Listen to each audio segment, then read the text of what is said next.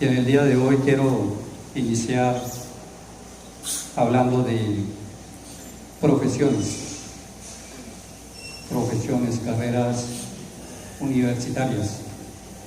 Y hoy en día hay muchísimas para escoger, muchísimas. En nuestra época eran limitadas las carreras, ahorita hay carreras por doquier. Sin embargo, hermanos, haciendo una investigación, una de las carreras con más demanda y de las más recomendadas sigue siendo el derecho, estudiar para abogados. Además, escucha uno mucho a los adultos decirle a los muchachos, no, mío, estudien para abogado, hermano, que ahí donde hay plática, ¿no? ¿Sí? ¿Era verdad? Una broma, ¿no? Pero hermano, sí, según las estadísticas, hoy en día hay más abogados que cualquier otra profesión. Y tranquilo, hermanos, veo con nave derecha, nave izquierda, nave central, abogados que me están mirando y como, no vengo a hablar mal de los abogados, ¿no? No vengo a hablar mal. Es más, yo también pues, recomiendo esa profesión cuando me preguntan por ahí, es una profesión excelente, muy bonita. Pero lo que sí cabe preguntarme en esta mañana, hermano, es ¿por qué hay tantos abogados? Una le mandaba, ¿por qué hay tantos abogados? Y la respuesta es inmediata, ¿saben por qué? Porque hay bastante trabajo para abogados. Basta con mirar que los periódicos, la televisión, nuestro vecindario, nuestras familias, y vemos que estamos viviendo en una generación que bastante conflictiva. Por todo se está peleando, por todo. Y miren, traigo una imagen, hasta en los partidos de fútbol, que es para recreación, para divertirnos, también se pelea. Y no solamente en los profesionales, ¿no? También en lo que hacemos por ahí en los barrios, por ahí en las recochas que nosotros también se pelea, hermano. Y ¿sabe qué es lo más grave? Que nadie quiere dar el brazo a torcer. Por eso la mayoría de los problemas se tienen que resolver, ¿dónde? En los juzgados. Y no sé si han escuchado noticias de esta semana, pero me llamó la atención una demanda que hay por ahí, una pareja que se divorció, ¿no? Y estaban peleando. ¿Saben por qué? Bueno, sí, pero ¿no? Por la custodia de su mascota, por la custodia de un perro, ¿no? Entonces, ¿hasta dónde hemos llegado, hermano? Entonces, cada día se entabla más juicios, demandas, cauciones, tutelas. Esos juzgados están que se revientan de papeles, ¿no? Pero hoy en día hay algo más preocupante. Debido a esa gran demanda de casos y a la poca, digamos así, efectividad de la justicia, muchos casos nos están llevando a los juzgados. Y se está tomando la opción de ¿qué? De desquitarse, de aplicar la ley por su propia mano. Y hermano, es que hoy en día la venganza y el desquite se han convertido en un gran negocio. En negocio. Uno escucha venganza por todas partes, ¿no? El tema de moda. No sé si han dado cuenta, pero por ejemplo las series, las telenovelas, las películas, todo eso se basan en la venganza, todo es venganza. Igualmente sucede en las noticias, ¿no? Por ejemplo, miren, ya se me adelantó, pero miren, se habla de linchamiento ya en todas partes. Normalmente aquí en Colombia traje una noticia de varios lados, de México, por ahí hay una de varios lados. Pase la otra, esas son las dos, ya. En Argentina, por ahí dice, vecinos lincharon a delincuentes que golpearon a escolar por robarle, y así, y vemos casos aquí también en Colombia. Entonces, hermanos, se tiene un hambre desesperada de venganza. Muchos dirán, hermano, pero es que eso sucede es allá en el mundo, solamente allá con los inconversos. Ojalá y fuese así, ¿no? Ojalá y fuese así nada más. Pero esta mañana te pregunto, hermano, ¿qué haces con tus enemigos? Esa es la pregunta clave. ¿Qué haces con tus enemigos? Y muchos dirán, no, pero hermano, yo enemigos no tengo. Enemigos no tengo. Y no es que no los tengamos, ¿no? Lo que sucede es que nos hemos vuelto tan insensibles hasta tal punto que hemos llevado al extremo el significado de la palabra enemigo. Además de Satanás, solo consideramos enemigos a quienes, a aquellos que vienen con nosotros con un puñal o con qué, o con una 9 milímetros por ahí, ¿sí? O con un galil. Y uy, sí, esos sí son enemigos. Pero hermanos, ¿dónde quedan aquellas personas que nos causan dolor? ¿Dónde quedan aquellas que nos tratan mal? ¿Dónde quedan aquellas que nos ultrajan? ¿Dónde quedan aquellas que nos injurian, que nos maldicen, que nos aborrecen? ¿Dónde queda ese vecino que preciso estaciona el carro justo frente al parqueadero nuestro, ¿no? El garaje nuestro, para incomodarnos nada más? ¿Dónde queda? ¿Dónde queda la vecina esa que siempre saca el perrito? No sé si a usted le pasa, pero se encarga el perrito para que preciso se haga popó ahí enfrente de la casa nuestra, ¿no? Solamente para vernos, ¿sí?, incómodos porque somos evangélicos. ¿Dónde queda aquel hermano o aquella hermana en la fe que se lo pasa levantando chismes, calumnias en contra nuestra? ¿Dónde quedan también aquellas parejas que se tratan como perros y gatos en la casa, ¿no? Por ahí una película, ya durmiendo con el enemigo, les queda bien. ¿Dónde queda aquel esposo o la esposa que maltrata verbal y físicamente a sus hijos? ¿Dónde quedan aquellos que nos echan la policía para que no hagamos avanza? ¿Dónde queda todo eso? Pero así por el estilo, hermano, todo eso. Entonces, enemigos sí tenemos, hermano. ¿Por qué? Porque tenemos una definición de que enemigo es todo aquel que le tiene mala voluntad al otro y le desea o causa daño. Eso es enemigo. Entonces, hermanos, ¿qué hacemos con todos aquellos que nos causan dolor, que nos hacen daño? ¿Qué hacemos con ellos?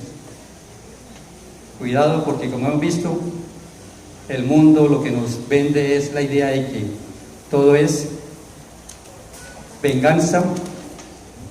Vemos ahí en el porfa, estamos aquí, venganza, venganza, venganza. Eso es lo que nos ofrece el mundo, lo que nos dice cada uno.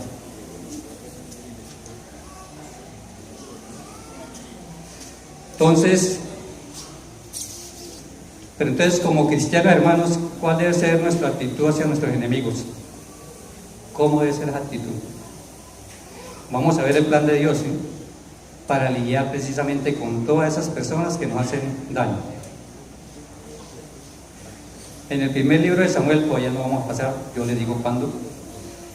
En el primer libro de Samuel, estudiando desde el capítulo 18, más o menos hasta el 23, no lo vamos a estar porque son todos los capítulos, del 18 al 23, y son muchos en la casa y algunos ya lo hemos leído por ahí. Voy a hacer un pequeño resumen. En esos capítulos se nos narra la historia de un hombre al cual su suegro lo estaba persiguiendo para matarlo. Y lo perseguía por envidia, por celo, ¿no? Y en esa condición, y para salvar su vida, ¿qué fue lo que hizo este hombre? Tuvo que salir de la ciudad, tuvo que irse a refugiar en el desierto, tuvo que hacerse por ahí una vez el loco, se escondió de cueva en cuevas, perdió a su esposa, tuvo que separarse de sus padres. Podríamos decir, ¿no? Qué belleza de suegro, ¿no? Qué belleza de suegro se gastaba este hombre, ¿no? Gracias a Dios que el Señor sí nos ha dado a nosotros unos suegros calidad, ¿cierto? Pero este no, este le tocó duro. Y volviendo a la historia, el hombre del que estamos hablando era, ya saben quién es, ¿no? Es David, y su suegro era el rey Saúl. Entonces, hermanos, vamos a estar mirando el ejemplo de David. Y como todos sabemos la historia, Saúl estaba persiguiendo a David. y para matarlo, para causarle daño a su integridad física. Lo primero que él hizo fue huir, alejarse. Entonces, hermanos, cuando alguna persona quiere hacernos daño, lo primero que tenemos que hacer nosotros es alejarnos, huir, hacernos a un lado para evitar que nos hagan daño y de pronto que nosotros reaccionemos mal. Vamos a estar leyendo en el capítulo 24, ahora sí, del primer libro de Samuel, ahí lo tenemos. Versículos 1 y 2 dicen: cuando Saúl volvió de perseguir a los filisteos, le dieron aviso diciendo: he aquí David está en el desierto de Engadi.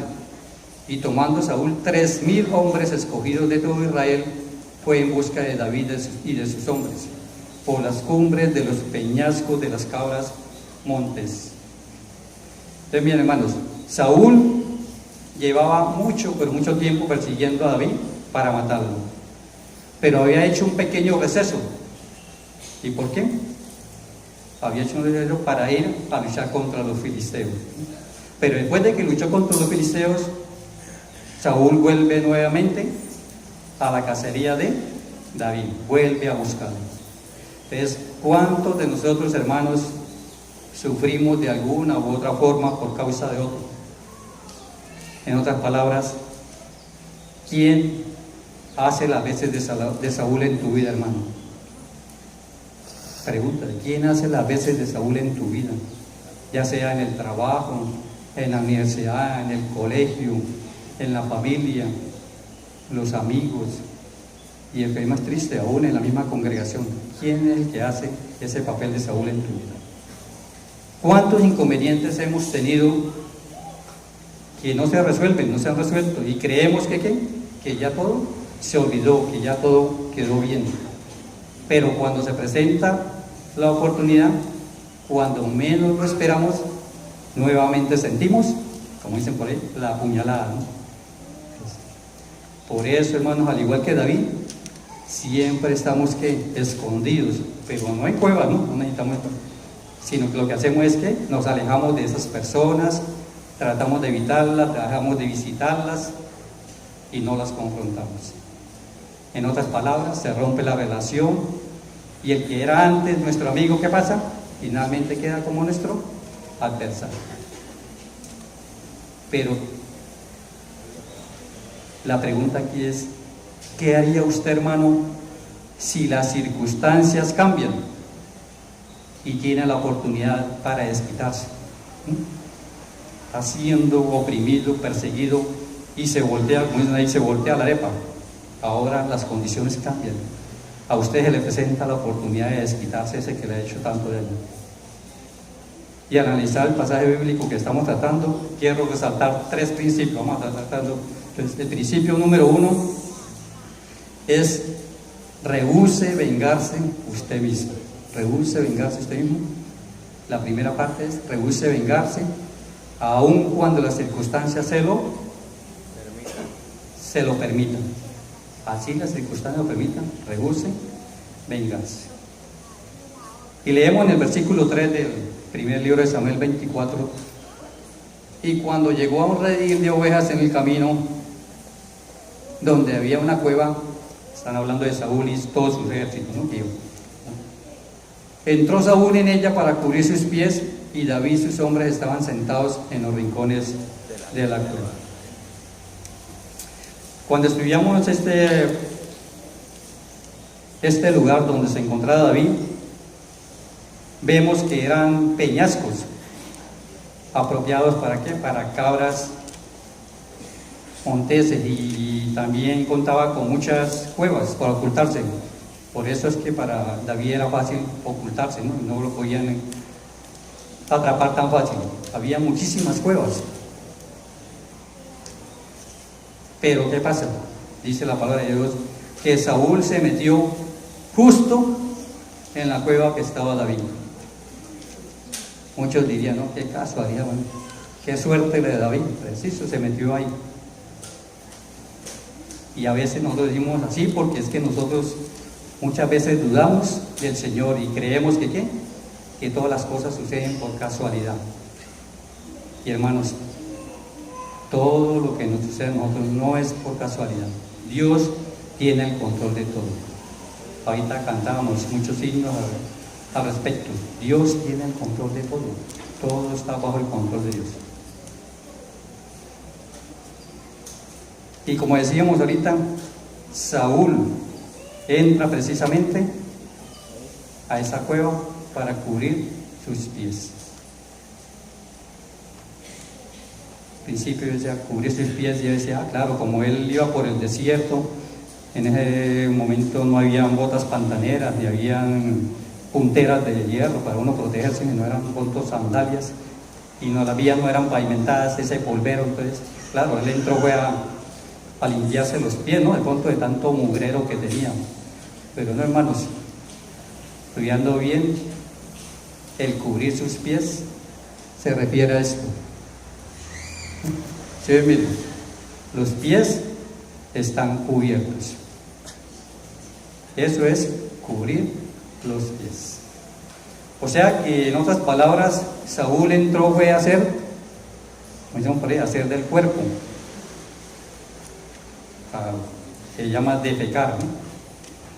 Como decimos por ahí, tenía una embolatada, no podía esperar. Claro que en ese tiempo pues no había así baños bonitos como los que hay ahora, ¿no? A Saúl le tocó que pues acurrucarse, me imagino yo, y hacer por allá en el piso, ¿no? Y esto, hermano, esto que estamos hablando sí lo entendemos bien. ¿Por qué? Porque todos hemos ido al baño alguna vez, ¿no? Pues no. Bueno, menos mal. Todos hemos ido al baño alguna vez. Y hermano, mire, cuando uno, bueno, vamos a estar profundizando un poquito. Cuando uno tiene ganas de ir al baño, hay momentos que no espera. Uno no es sino baño. No sé si a ustedes les ha pasado, pero a mí sí. Cuando uno haga eso, uno llega y pasa derecho, a veces ni saluda a uno y a veces lo tildan a uno de grosero. No, y no, usted no saludó a la visita que había. ¿Cuál visita? Yo ni me di cuenta. Pasa uno, no, y usted brincó la silla. ¿Qué horas? ¿Sí? ¿Qué pasa? Uno llega al baño y no se sentó y ni se dio cuenta que había. Y después, qué alivio, qué descanso. Bueno, cuando uno va al baño, va solo. Saúl tenía 3.000 hombres que debían cuidarlo y protegerlo, pero en ese momento tenía que entrar solo a hacer sus necesidades. Estaba totalmente indefenso. Estaba totalmente indefenso ahí, haciendo su necesidad. Él entra todo desprevenido y resulta que en esa cueva él no estaba solo. Estaba acompañado nada más de 600 enemigos suyos. 600, imagínense. Él no entró con los 3.000 porque, pero adentro estaban era 600 esperándolo allá. David, ¿qué podía haber pensado? Bueno, ustedes, si nos presentara esa situación a nosotros, ¿qué podíamos haber pensado?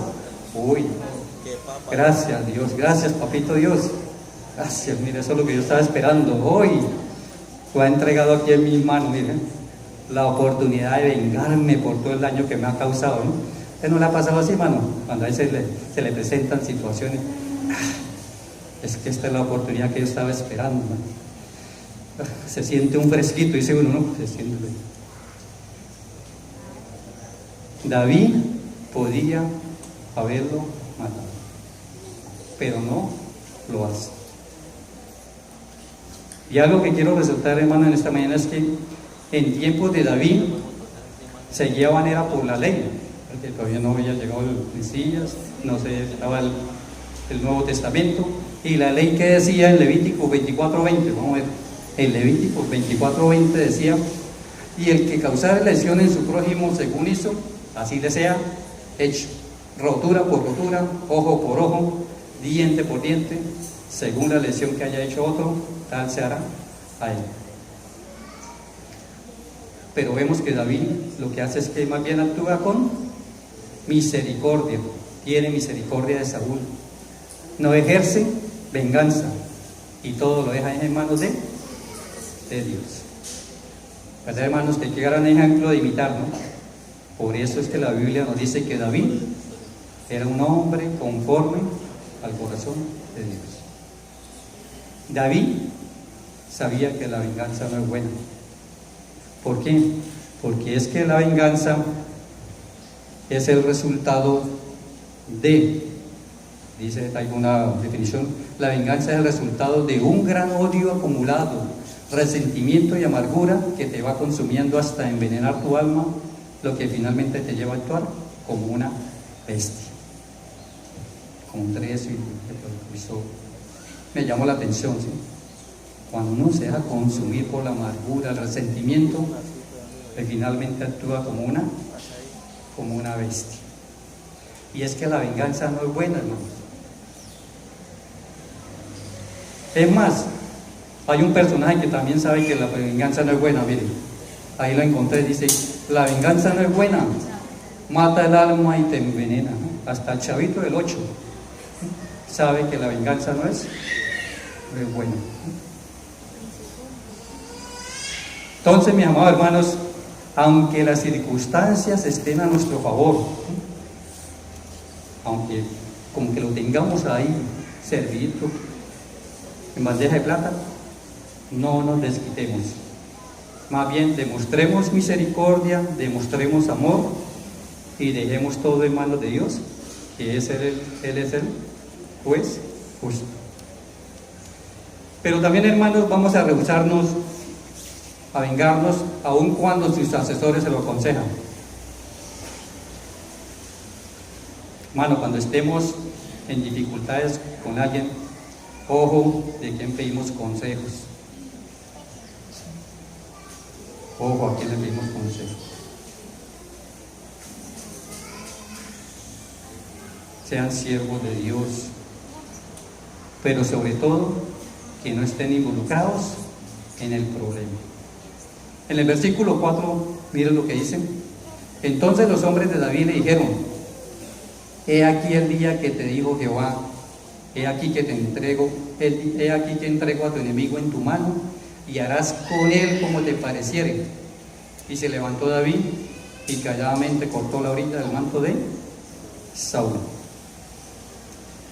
Entonces, en este pasaje vemos, hermanos, que David está recibiendo consejo de ¿quiénes? De sus hombres.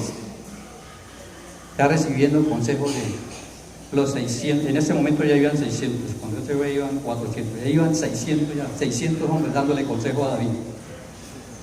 Pero cabe preguntar, hermanos, ¿quiénes eran esos hombres que estaban haciendo el papel de asesores y consejeros de David? ¿Quiénes eran? Y esa respuesta la encontramos más atrás en el capítulo 22, ahí lo traje, en el capítulo 22, versículos 1 y 2, cuando David empezó a huir. Dice: yéndose luego David de allí, huyó a la cueva de Adulán. Y cuando sus hermanos y toda la casa de su padre lo supieron, vinieron allí a él. Dice: y se juntaron con él todos los eruditos, todos los afligidos, y todos los que estaban endeudados, y todos los que se hallaban en amargura de espíritu, y fue hecho jefe de ellos, y tuvo consigo como 400 hombres. 400 hombres. Ahorita ya en el relato que vamos ya van 600. Entonces, hermano, miren qué belleza de grupo tenía David, ¿no? Cuando nombraron jefe a él. Sus consejeros, en esos momentos, ¿quiénes eran? Los afligidos, los perseguidos, los que tenían amargura de espíritu, y por ende todos estaban en contra de Saúl, porque el causante de todo eso era Saúl. Pero ¿por qué David no les hace caso? ¿Por qué no les hace caso? Porque no tomó en cuenta esos consejos que le daban. ¿Saben por qué, hermanos? Porque el consejero de David era Dios. El consejero de David era Dios. Hace ratico el hermano B leyó una cita en un salmo, precisamente donde él clama a Dios, se refugia en Dios. Y es que a través de los salmos, hermanos, podemos ver cómo David hablaba continuamente con Dios. Él le contaba todas sus angustias, le contaba todos sus sufrimientos, le contaba cómo se sentía y le preguntaba cómo debía actuar. Entonces, hermanos, si siguiéramos el ejemplo de David, si oráramos más, si verdaderamente estuviéramos más su palabra, nuestras relaciones serían un poquito menos. Pero debemos reconocer qué pasa, que a veces somos flojos para hablar con Dios, para orar. Y por eso estamos como estamos. Por eso en esta mañana el llamado es a que replanteemos precisamente nuestra actitud, busquemos a Dios en oración y esperemos en Él. No actuemos, hermanos, esperemos en el Señor. Él va a orar en su tiempo y a su manera. Nosotros lo que tenemos que contarle es nuestras frustraciones, nuestras angustias, nuestros sufrimientos, contarle exactamente cómo nos sentimos, decirle: Señor, ya no puedo más. Conversar con Dios acerca de esas personas. Y en el tiempo de Dios vamos a tener la respuesta deseada. Como bien el apóstol Santiago nos señaló, nuestros conflictos obedecen más que todo a la falta de oración. Santiago 4, del 1 al 2 dice: ¿de dónde vienen las guerras y los pleitos entre vosotros? ¿No es de vuestras pasiones las cuales combaten en vuestros miembros? Codiciáis y no tenéis, matáis y ardéis de envidia y no podéis alcanzar, combatís y lucháis, pero no tenéis lo que deseáis, porque no pedís. Entonces, hermanos, no escuchemos a quien nos dice que nos desquitemos. ¿Por qué? Porque seguro va a ser otro que está más resentido que tú, que yo. Más bien, acudamos a Dios. Él nos invita siempre a acudir a Él primero. Obedezcamos y verás que vamos a recibir bendición. Pero volviendo al pasaje bíblico, vemos que David no le hace caso a sus consejeros, pero ¿qué ellas dicen? Dice que decide cortar la orilla del manto de Saúl. Decide cortar solamente la orilla del manto. En el versículo 5 dice: después de esto se turbó el corazón de David porque había cortado la orilla del manto de Saúl. Solamente le cortó el manto y se sintió mal. ¿Saben por qué, hermanos? Porque David sabía que no debía haberle cortado el manto. ¿Por qué? Porque es que Saúl todavía era él el rey. Saúl todavía era él ungido de Dios. Y el manto representaba autoridad. Al cortarlo, David le estaba haciendo era que una afrenta. En otras palabras, lo estaba ridiculizando delante de todos los presentes, ¿cierto? Cualquiera puede pensar: pues, hermano, pero es tanto alboroto por un pequeño corte al manto. Más le había hecho Saúl a él, más todo el daño que le había hecho, y solamente cortar un pedacito de tela, eso no es nada. Pero, hermanos, David era un hombre sensible, conforme al corazón de Dios, y ese acto que él hizo, lo hizo sentir mal. David había decidido dejar todo en manos de Dios, él lo había decidido ya. Y este acto que él había hecho lo vio como un acto de desquite. Por eso él se afligió. De cierta forma consideró que se estaba desquitando en parte de lo que Saúl le había hecho. Y por eso él se afligió. Entonces, hermano, tú también estás dispuesto a dejar lugar para el justo juicio de Dios. Dejar que el Señor sea el que obre. Recordemos lo que nos dice en Romanos 12, del 17 al 19. Que dice: no paguéis a nadie mal por mal, procurad lo bueno delante de todos los hombres, si es posible, en cuanto depende de vosotros, está en paz con todos los hombres. No vengáis vosotros mismos, amados míos, sino dejad lugar a la ira de Dios, porque escrito está: mía es la venganza, yo pagaré, dice el Señor. Eso es lo que hemos escuchado, ¿cierto? Mía es la venganza, yo pagaré, dice el Señor. Y siendo honesto, hermano, siempre tratamos de ayudarle a Dios. Dios dice eso, que la venganza es de Él, pero nosotros siempre tratamos de ayudarle, ¿no? Y en nuestras oraciones a veces, ¿no? ¿Será que así?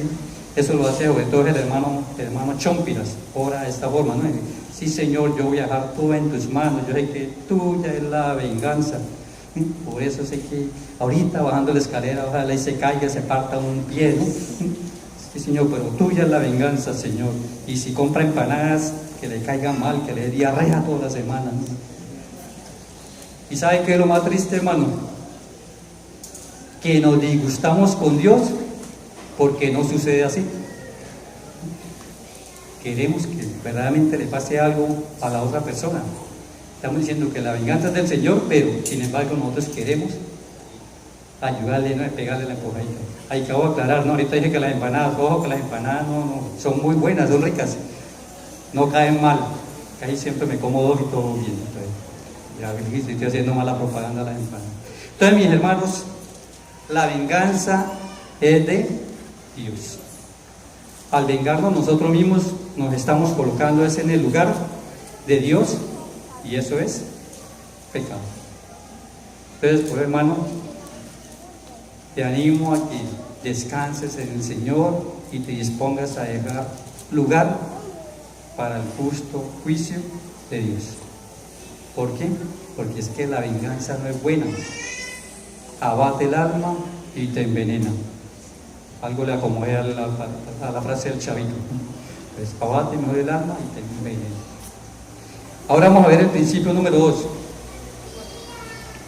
Arriésguese a la reconciliación. Hermanos, arriesguémonos a la reconciliación. Pero cuando nosotros nos arriesgamos a reconciliarnos, tenemos que tener claro de que podemos correr algunos riesgos. Podemos correr algunos riesgos. ¿Por qué? Porque en algunos casos puede que no resulte. Puede que se empeore la situación. De pronto que suframos desplantes. De pronto que nos saquen a reducir mayores cosas, ¿sí? Entonces cuando uno va, entonces resultan con otro repertorio, ¿sí? Por eso es que a veces nosotros no nos atrevemos a restaurar la relación, porque hay cierto temor de que nos pase algo de eso. Y volviendo al estudio del pasaje, vemos que David tenía claro eso. Él estaba arriesgando a hacer el ridículo delante de todos sus hombres, de sus 600 hombres. Por eso en el versículo 5-7 dice: y dijo a sus hombres: Jehová me guarde de hacer tal cosa contra mi Señor, el ungido de Jehová, que yo extienda mi mano contra él, porque él es el ungido de Jehová. Así reprimió David a sus hombres con palabras y no les permitió que se levantasen contra Saúl. Y Saúl, saliendo de la cueva, siguió su camino. Dice ahí que así reprimió David a sus hombres. Entonces, hermanos, vemos de que David tuvo una acalorada discusión con sus hombres. Es lógico, ¿no? Ellos habían sufrido mucho en las cuevas, habían pasado muchas necesidades. ¿Y qué pasaba? Tenían la oportunidad de acabar de una vez por todas con el causante de ese malestar. Lo tenían ahí. Recuerdo en su momento un dicho popular que dice que a la culebra hay que darle por la cabeza. Yo creo que tenemos ahí la culebra, uno y uno vale, ya, y acabamos con todo el problema. Tenían ahí servido en bandeja de plata, ¿a qué? Al causante de todas sus aflicciones, y no querían dejar pasar por alto esa oportunidad. Y David, al negarse a hacerlo, se estaba exponiendo a qué? A una sublevación, ¿no? A un amotinamiento, que se le revelaran todos esos hombres. Podían haberle dicho a David, no, ¿qué pasa, David? Se te acabaron los pantalones, no, ya no eran pantalones, ¿no? Se acabaron se te acabó la hombría, ¿no? Aquí es la revelación de hombres de pantalón, no tenían pantalón. Y así que falda, entonces, ¿se te acabó la hombría o qué? No eres ese hombre valeroso que conocimos, ¿qué es lo que pasa? No eres digno de ser nuestro jefe, eres un miedoso. Esto no lo dice la Biblia, pero punto, ¿no? Pues ya he pensado eso. Pero a pesar de todo eso, David entendió, precisamente, David entendió que no es ser débil cuando se basa en Dios, cuando se confía en Dios, cuando se descansa en Dios, cuando se obedecen los principios de Dios. No ser débil cuando se basa en Dios, se confía, se descansa y se obedecen los principios de Dios. Y eso fue lo que finalmente entendieron sus hombres. No levantaron la mano contra Saúl y le permitieron salir. Entonces, mis hermanos, como podemos ver, cuando se escoge el camino de la reconciliación, a veces creemos que uno es un débil, pero no es así, hermanos. Al igual que David, debemos entender que cuando nos basamos, cuando confiamos, cuando descansamos y cuando obedecemos los principios de Dios, somos fuertes porque tenemos el respaldo de nuestro Señor. Amén, hermanos. Amén, así es, ¿no? Tenemos el respaldo de nuestro Señor cuando dejamos todo en manos de Él. Por eso en esta mañana, hermano, te invito a que te arriesgues a la reconciliación. Pero para que haya reconciliación tiene que haber confrontación. Y confrontación no es pelea, no, vamos a confrontarnos a ver cómo es que es píntela, no. En los versículos 8 al 11 dice,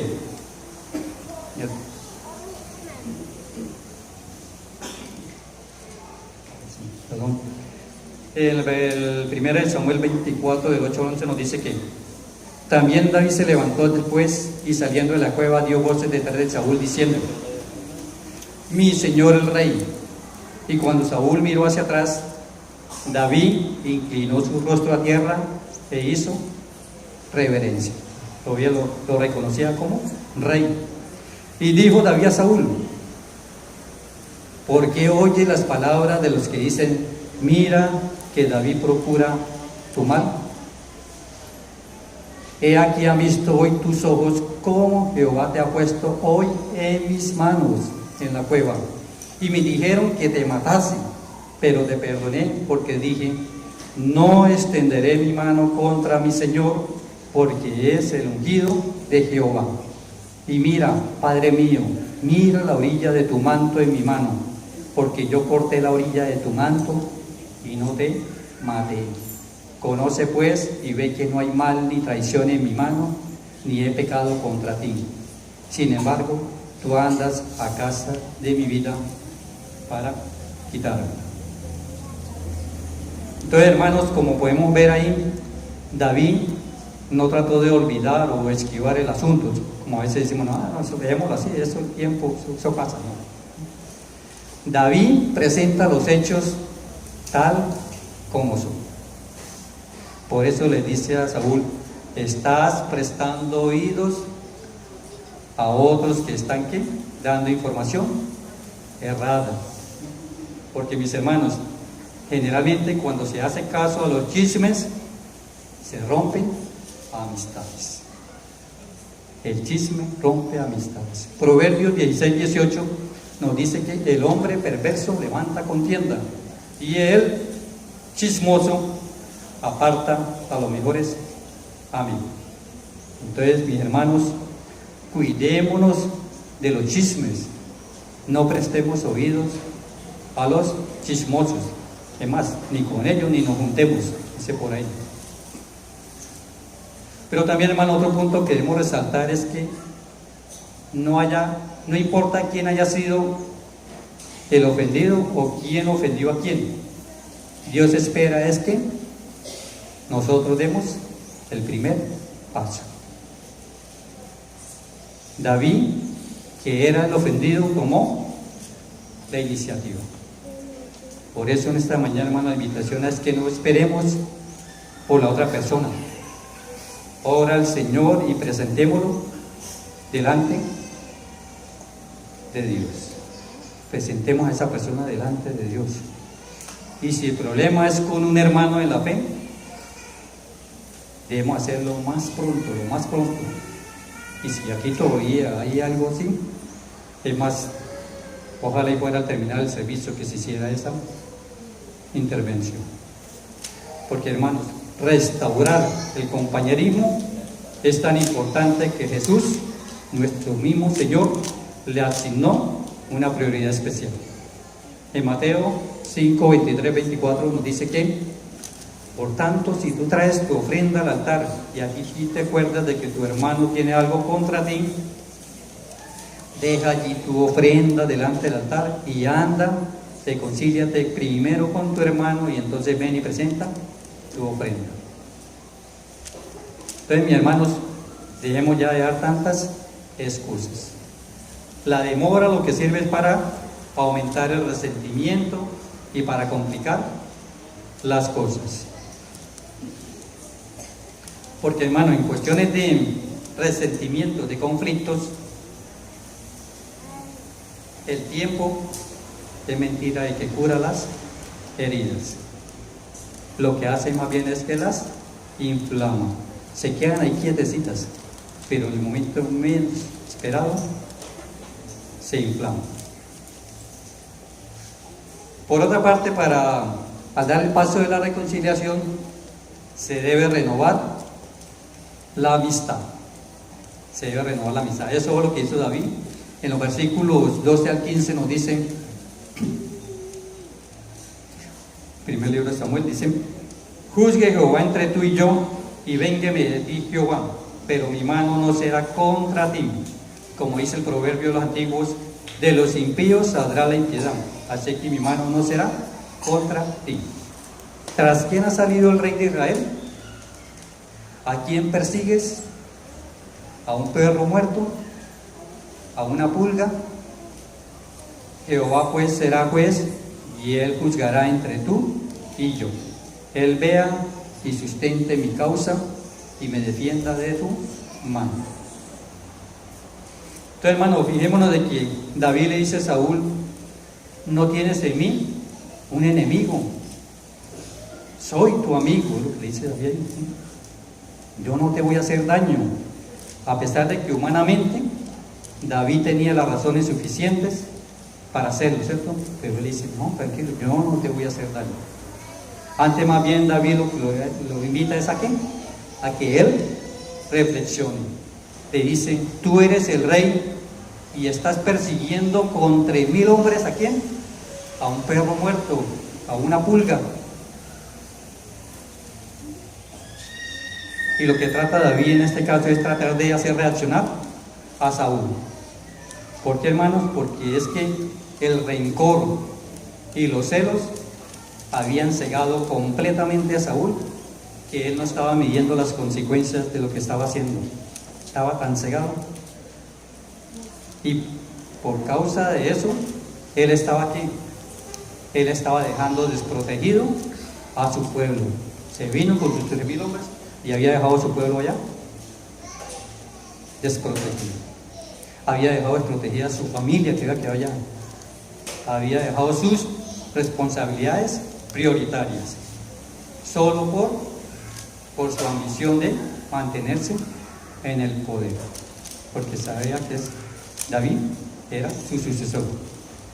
Pero también, hermano, lo que se debe resaltar en esa parte es la forma como David le habla.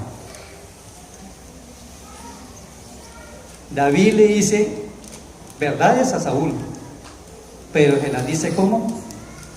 Sin enojo y eligiendo las palabras adecuadas. Eligiendo las palabras adecuado.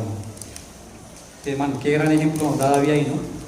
Porque es que al resolver conflictos, la manera en que se dicen las cosas es tan importante como lo que se dice. A veces nosotros vamos a tratar de solucionar y lo que hacemos es que agravamos las cosas porque no sabemos decirlas con amor. Aquí David le dice a Saúl, pero no lo dice con rabia y con enojo. Y a veces nosotros decimos, no, pero es que yo tengo razón. Puede que tenga razón, hermano. Es más, David tenía razón. Tenía razones justificadas para de pronto hablarle duro a Saúl. Pero él lo hace con amor, sin enojo. Porque si nosotros somos agresivos, ¿qué pasa? Las palabras se recibirán a la defensiva. Por eso Dios nos dice en Proverbios 16:21 que el sabio de corazón es llamado prudente y la dulzura de labios aumenta el sabio. Y también en Proverbios 15:1 nos dice: la blanda respuesta quita la ira, mas la palabra áspera hace subir el furor. Entonces, mis hermanos, ser fastidiosos, agresivos, no sirve de nada. No podemos ser convincentes cuando somos ásperos. También el apóstol Pablo lo resume en Efesios 4:29, cuando nos dice que ninguna palabra corrompida salga de vuestra boca, sino la que sea buena para la necesaria edificación, a fin de dar gracia a los oyentes. Entonces, mi hermano, te invito para que te arriesgues a la reconciliación. ¿Cómo? Tomando la iniciativa, confrontando a la otra persona, ¿no? Presentando los hechos tal como son, pero en amor, ¿no? En amor. Y restaurando la amistad. Y el principio número 3, restauremos la comunión. En el versículo 16 al 21 dice: y aconteció que cuando David acabó de decir esta palabra a Saúl, Saúl dijo: ¿no es esta la voz tuya, hijo mío David? Y alzó su voz, y alzó Saúl su voz y lloró. Y dijo a David: más justo eres tú que yo, que me has pagado con bien, habiéndote yo pagado con mal. Tú has mostrado hoy que has hecho conmigo bien, pues no me has dado muerte, habiéndome entregado Jehová en tus manos. Porque ¿quién hallará a su enemigo y lo dejará ir sano y salvo? Eso lo dice Saúl. Jehová te pague con bien por lo que en este día has hecho conmigo. Y ahora, como yo entiendo que tú has de reinar y que el reino de Israel ha de ser en tu mano firme y estable, júrame pues ahora por Jehová que no destruirá mi descendencia después de mí, ni borrará mi nombre de la casa de mi padre. Entonces David juró a Saúl, y se fue Saúl a su casa, y David y sus hombres subieron al lugar fuerte. Entonces, mi hermano, Saúl estaba siendo confrontado y por eso lloró. Saúl reconoció en ese momento, en ese instante, ¿no?, que David era un hombre íntegro y que iba a ser el próximo rey de Israel. En ese momento a Saúl le había llegado la hora de reconocer esta verdad, ¿cierto? Aunque vemos en los estudios más adelante de que ese cambio no fue definitivo. Entonces, y el cambio de Saúl no fue definitivo porque él seguía pensando solamente en él. Tenía una actitud egoísta. Entonces, hermanos, Saúl no cambió porque tenía el corazón endurecido.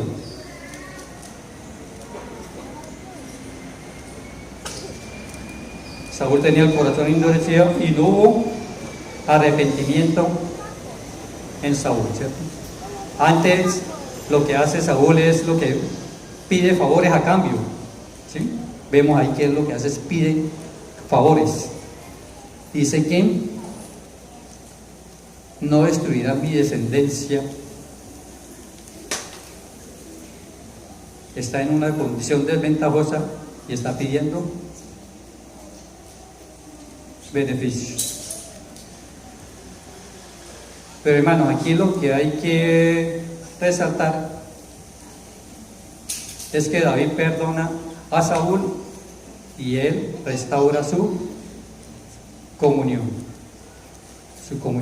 personal.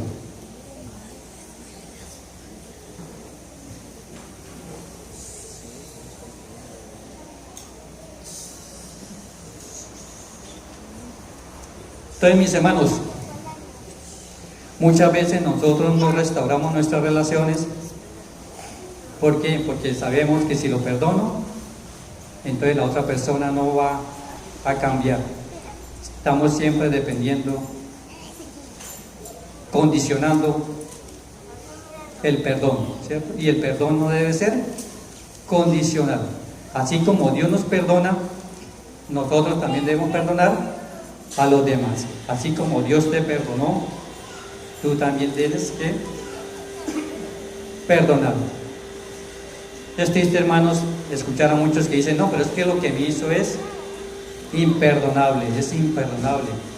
Pero la pregunta también en esta mañana es, ¿quién eres tú, hermano, para decir eso? El Señor te perdonó también lo imperdonable. Él pagó en la cruz del Calvario por todos y cada uno de tus pecados, pasados, presentes, futuros. Dios me perdona, Dios te perdona, a pesar de que Él sabe que vas a volver, que voy a volver a pecar. Entonces, mis hermanos, el llamado en esta mañana es que dejemos todo en manos de Dios. Miremos cuál es la causa del problema y hagamos todo lo que esté a nuestro alcance para resolverlo. Recordemos, hermanos, que muchas veces el problema no es la persona. Recordemos que la palabra de Dios nos dice que nuestra lucha no es contra sangre ni carne. Efesios 6:12, ahí lo tenemos. Porque no tenemos lucha contra sangre y carne, sino contra principados, contra potestades, contra los gobernadores de las tinieblas de este siglo, contra huestes espirituales de maldad en las regiones celestes. Entonces, mis hermanos, Satanás y sus aliados están empeñados en ¿qué? En dañar nuestras relaciones y la unidad de la iglesia. Él está empeñado en eso. Entonces, como dicen por ahí, no le demos papaya. No le demos papaya. Entonces, la pregunta, hermano, para finalizar es: ¿a quién debes contactar como resultado de esta enseñanza? No lo posterguemos más. Haz una pausa ahora mismo y orémosle a Dios por esa persona. Lo que tenemos es que descansar, confiar en Dios, y Él nos va a dar todos los recursos necesarios. ¿Para qué?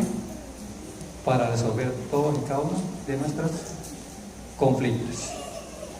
Porque recordemos, hermanos, que la venganza no es buena. La venganza no es buena. Abate el alma y te envenena. Padre Celestial, gracias te damos, Señor, por tu amor, por tu misericordia, por tu bondad para con nosotros. Gracias, Señor, por que tú eres un Dios de oportunidades. Gracias, Señor.